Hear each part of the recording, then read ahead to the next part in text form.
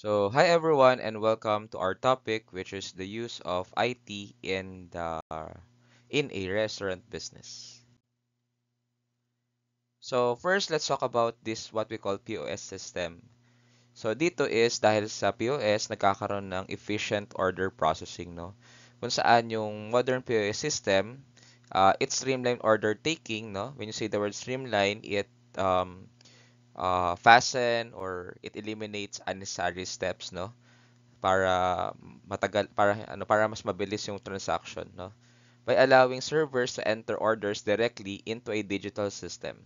And then, no, which then sends the orders to the kitchen or bar, okay? This reduces errors and speed up service. So once na nag-order through POS, automatic 'yun pupunta sa kitchen for production na. Okay? Siyempre, in terms of payment processing, yung POS system handles multiple forms of payment, no? Including yung mga credit and debit cards. Sa dito, here in the Philippines, normally, if you pay for 2,000 pesos, there's no need for signature. Pero pag 2,000 up, yun, kailangan ng signature. So normally, pag lumalabas yung paper from the machine, it includes the uh, bank copy, the merchant copy, and the store copy. And then of course, pwede rin yung mga mobile payments, no? And contactless payments, providing convenience for customers, ensuring a secure transaction. So we have Paymaya, we have GCash, no? Yan. And of course, ang kagandahan din sa POS is in terms of the sales tracking, no? So nakakapag-track siya ng data in real time. So if you want to know the month-to-date sales na tinatawag or MTD, okay, we use that term in the industry. You could able to see ano ba yung MTD kasi kunyari, no, let's say your target for the month, let's say is 5 million, okay? And through that POS, makikita mo ano ba yung month to date. So for example, it is the 50th of the month, no? 15th of the month. So, dapat nasa around, ang sales mo nasa around 2.5 million na, 'di ba? Para somehow mataas yung probability na ma-reach mo yung 5 million. So, if let's say your sales is just around 2.3 million and it's the 15th of the month or kalahati ng month, so you are 200,000 behind of the schedule. So, you have to catch up. So, dito, no, makikita din yung insights nung peak hours. Yan. So magkakaroon ng data yung managers, no? Lalo na uh, in terms of the production, yung mga backup, syempre kailangan yun. So during peak hours and even manpower, okay? Also yung mga popular menu items, okay?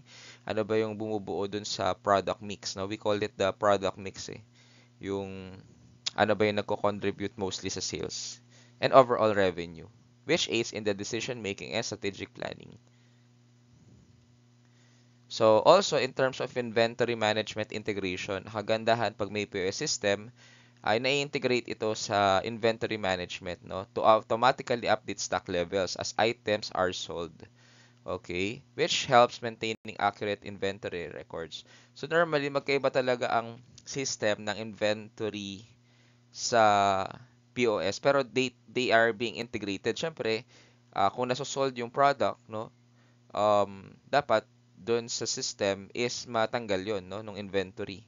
So let's say if you have sold, let's say one burger, so what are the components of the burger? One buns, one patty, the burger sauce, kung may cheese yan, 'di ba? So dapat mamaminus yun doon sa inventory. So since we're talking about inventory management, ayan, so nagkakaroon din tayo ng real-time tracking, no? It allows the restaurant to track inventory levels in real time, no? Which reduce the risk of running out ingredients of overstocking. So, yun yung iniiwasan kasi natin, yung magkaroon tayo ng stock outs pagdating sa ingredients. At syempre, on the other hand, hindi naman pwedeng overstock tayo kasi matutulog yung pera. Or possible, the raw materials will deteriorate or possible might be perished, no? So, masisira lang. So, which can lead to waste. So, normally may mga target minimum percentage lang ng waste, no? Like in a fast food chain, no, it's just around 0.06% of the gross sales. And then of course we have the automated ordering, which is this is the inventory management systems, no? Can automatically generate purchase orders when stock levels fall below a certain threshold. Okay? So kagandahan dito is that minsan no yung yung system na yon is kaya niyang mag-reorder or mag-repurchase, no? Mag-generate ng purchase order pag nakita niya na yung FAR value or yung stock level is in the critical or threshold level na. So, kunyari, no? 2 bags of this sauce. Kunyari, no? Spaghetti sauce or 2 bags of um, or whatever sauce, no? Burger sauce, ganun. So, kung nandun sa level na yon, kung yun ang threshold nun or parang FAR value or FAR stock, then automatic mag-generate ng purchase order para maka-order do sa suppliers, ensuring that the kitchen always has the necessary supplies. And also in terms of supplier management, there is an integrated system facilitate better communication and coordination with suppliers, allowing timely deliveries and efficient inventory replenishment. So, doon sa inventory system kasi na yun, no, syempre, iba yung supplier ng patty, iba yung supplier ng buns, kunyari, no, iba yung supplier ng sauce, iba yung supplier ng salt, mga ganun. So, but in the system, no, you could able to, encode, no, kung ano man yung ilang ano ba, gaano ba karaming box, no, and automatically the system, no, will um, integrate that, no, to the system of those suppliers. Na kahit isang sistema lang yung ginamit mo, it will integrate or be coordinated automatically with different suppliers. Since, 'di ba, hirap naman kung tatawagan mo isa-isa 'yun. So it will take time. At least doon sa system mo, encode mo lang, etc., etc. Then automatically yun na yung bahala mag transmit nung purchase orders to different suppliers. And of course, we have also in terms of waste reduction. So by providing accurate data on usage patterns and expiration dates, no, IT system help reduce food waste and optimize inventory turnover. So lalo na sa restaurant, no, importante na alam mo yung usage pattern, ilan ba yung average daily usage ng ganitong raw materials, at 'di ba, may mga expiration dates yan eh. For example, for poultry chicken, if I'm not mistaken, when I was still in the industry, around 3 days. No, once it was delivered, no, 3 days kailangan is maluto na 'yon, no? Yung frozen chicken. For the buns, if I'm not mistaken, 5 days, no, mga ganun yung parang uh, expiration date or shelf life nila.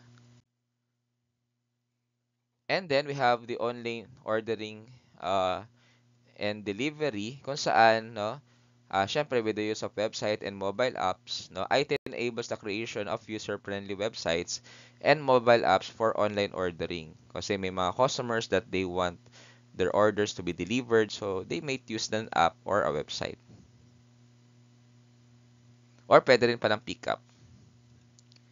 And of course, in terms of order management, no, through online ordering system, it integrates with the POS and kitchen management system to ensure that orders are received, processed, fulfilled accurately and efficiently. So imagine, no, may nag-order online, okay, and syempre, kailangan din ma-receive yung payment nun, right?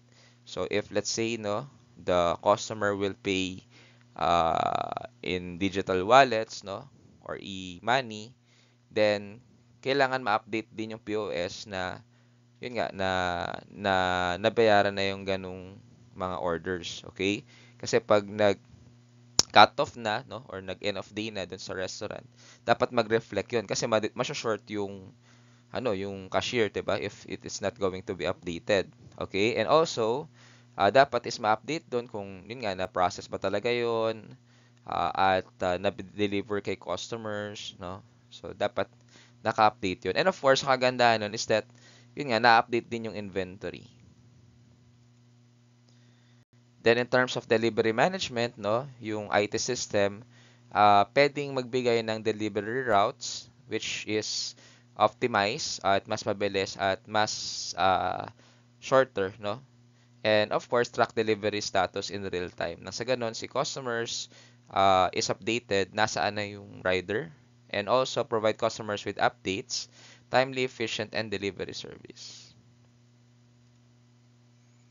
Then also there are some third-party integration, no? Could be integration with delivery platforms in the US. No, we have Uber Eats, no, DoorDash, GrabHub, no. These are some of the uh, third delivery platforms. Here in the Philippines, we have Foodpanda and GrabFood. So in terms of the customer relations management, ayan, so we have this what we call data collection kung saan meron tayong nako-collect at na-store na customer data, no, including their information, no, their order history, their preferences, no, which can be personalized, which can be used to personalize customer experience. So magagamit natin 'yon. And also in terms of the loyalty programs, no, dahil sa IT nagkakaroon tayo ng mga loyalty programs, no, which is they can able to reward repeat customers with points, no, or discounts or special offers, which encourage repeat business.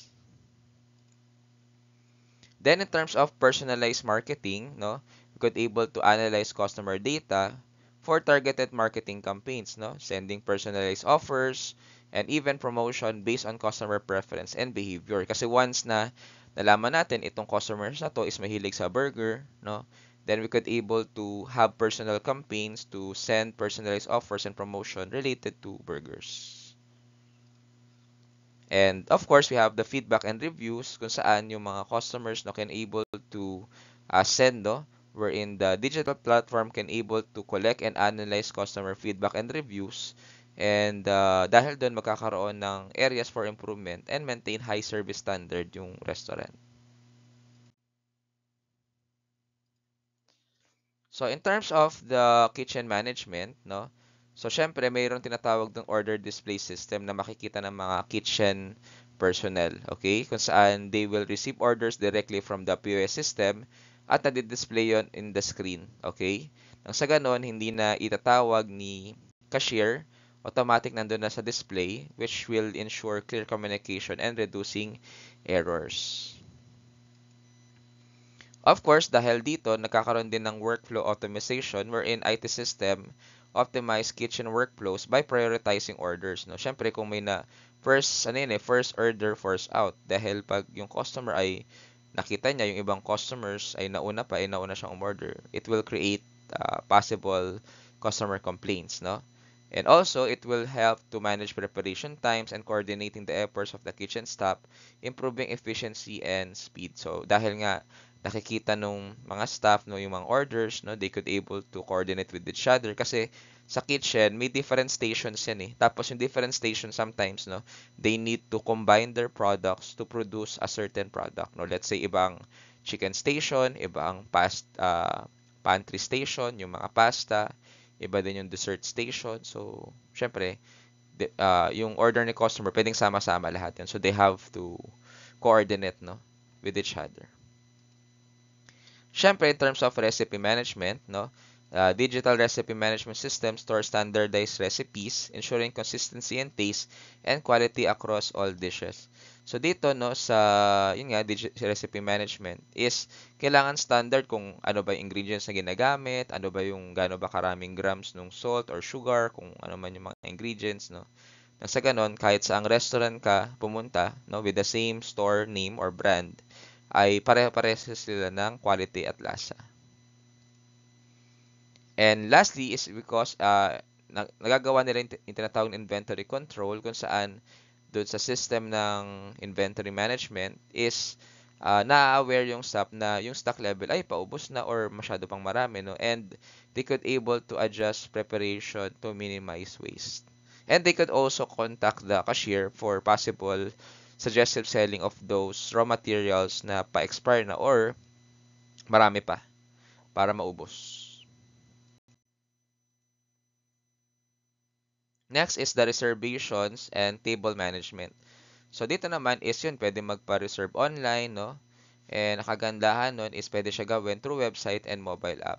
Which of course provides convenience and reduce the workload on staff. Kasi syempre kung uh, yun nga no, may tatawag pa sa store no and yun nga ite-take mo pa yon manually, syempre it will take time and effort Unlike pag sa digital, automatic nare-reserve na dun sa calendar, tapos i-check na lang nung mga staff.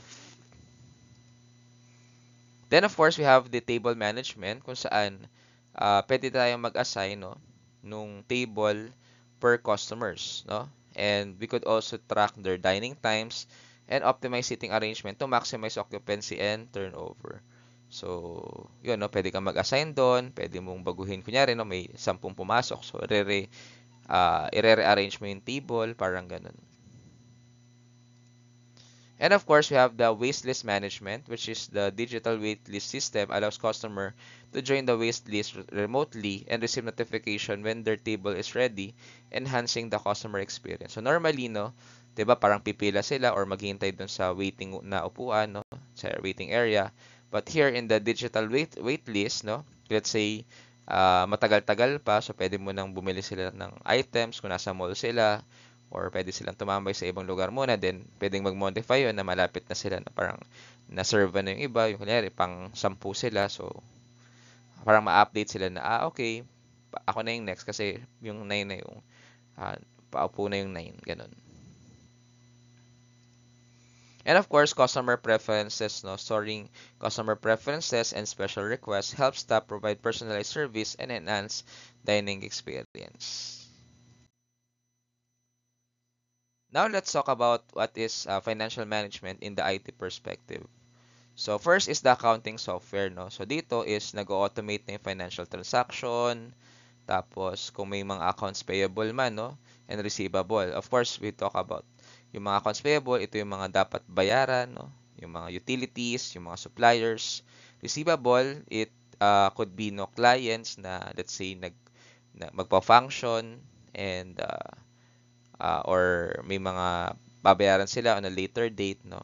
And ang kagandahan dito is mabilis mag-generate ng financial reports kung may accounting software tayo, which is more accurate and compliant with the standards, no, of PAR, of Commission on Audit, etc. Then of course, we could able to track, no, sales and revenue kung saan pwede kang magkaroon ng sales report kung saan ayun, makikita mo, no? Pwedeng sales report for food only, sales report for beverages, sales report per product category. So, pwede siyang paglaruan, no? Pwedeng i-sort, no, yung sales report. Depende kung paano siya gagamitin. Then, of course, we have the what we call cost control, kung saan dito is natatrack natin yung mga expenses and monitor natin yung food and labor costs. Kasi normally, may target food cost din yan eh, no? So, depende. For example, 40%. So, dito sa, yun nga, sa financial management through IT, na monitor natin na, kunyari, no, for this month, no, nakita mo na, let's say, no, parang nasa around 45% ang food cost mo. Syempre, matatapos na yung month. So, you have to do something like, you can focus on those products na mataas yung gross profit, no, para bumaba yung food cost, no. That's just an example. Or try to monitor strictly yung paggamit ng raw materials to minimize further expense in the food costs, no. That's an example. Ganun din sa labor cost din, no. So kung over cost ka, no, at let's say 1 week na lang matatapos na yung month. So pwede mong i-adjust yung labor scheduling mo to meet the labor cost target. And of course, in terms of budgeting and forecasting, meron siyang advanced analytical tools in budgeting and forecasting which helps, no, in terms of the strategic planning. Okay? So dito makikita natin ano ba yung common expenses, magkano ba yung possible maximum budget for this, and nakakatulong to is para pagsaset ng targets, no, per expenses or even for the sales itself. Then of course, in terms of employees management, ayan, syempre may scheduling software na sa ganun ay ma-automate yung pag-i-schedule para may stop levels per historical data, no, hindi mo na i-manual, no. Syempre mas maraming tao pag peak times, and we could also include the employee availability. So for example, I would like to have a request of day off during Wednesday. So automatic yung system, hindi ako i-schedule na Wednesday, parang ganun. So, time and attendance tracking. So, dito, kagandahan is matatrack mo gaano katagal, no? Yung hours of work. Kasi, mali mo, may overtime, no? Yung attendance, kung nalilate ba. At syempre, pag ito ay na, may integrate yun sa payroll system para mas mapabilis na papasahod yung mga empleyado. And of course, nako-compute nyo na rin kung merong mga night differential, overtime pay, mga ganun, or babawasan kasi late ka. And also, it could include the performance monitoring kung saan nakikita natin yung staff performance, no? And training needs and reward high performers. So, for example, no, nakita natin na kasi nare-record yung performance appraisal do sa system na to eh. So, nakikita natin na based on the performance appraisal, ito mahina to sa customer service o kaya ito mabagal to sa operation. So, pwede nating yun, parang na-monitor natin historically yung kanyang performance. Which help, no, na pwede natin silang i-train for improvement at pwede rin natin silang bigyan ng award or rewards, no, every month, no, best crew of the month, ganun. And training and development, no, so through e-learning platforms, no, nagkakaroon sila ng access sa training materials. So, nagkakaroon din sila ng access certification and ongoing professional opportunities. Kumbaga, imbes na sa classroom setup, pwedeng bibigyan lang sila ng access, tapos sila yung parang mag-aaral no, on their own, and with that, no, pwede sila maka-receive ng certificates. Also, in terms of marketing and promotion, no, with the use of social media management, yun, na-help, no, yung pagmamanage ng social media accounts, no? Even yung pag-i-schedule ng post, no? Kasi pwede mo namang i-advance yung paggawa ng mga ipopost mo, then i-schedule mo na lang. Then also in how we engage with customers, no? Pwede yan, no? Through IT. And of course, through email marketing, no? Nagkakaroon ka ng tinatawag na mga email campaigns kung saan pwede mong inform yung mga target customers mo about your promotion events and even the new menu items. In terms of the digital advertising, ayan no, kaya mo mag-facilitate ng online advertising through, of course, the Google Ads, no, Facebook Ads, which will give you a wider audience and attracting new customers. And lastly, no, in terms of marketing and promotion, nagagawa mo yung analytics and reporting. Importante ito kasi itong mga analytic tools na to is nakikita niya effectiveness ng promotional campaign natin. Kasi ang talagang measurement or metrics is kung tumataas ba yung customer engagement at nababalik ba yung perang ginastos mo, no, dun sa mga ads, no, for example. So, mayroon bang return on investment? And let's proceed with the last one, which is the data security and compliance. So dahil sa IT, no, nagkakaroon ng data protection kung saan, yun, no, may ginagawang encryption, parang pinoprotektahan yung data na hindi yan basta-basta makukuha at mababasa without the user key. And of course, we have the access control. There will be only people who will have access for those information, no, which will protect the customer and business data. And of course, in terms of compliance, no, in other countries, no, meron silang mga GDPR and CCPA, no. These are basically from the US.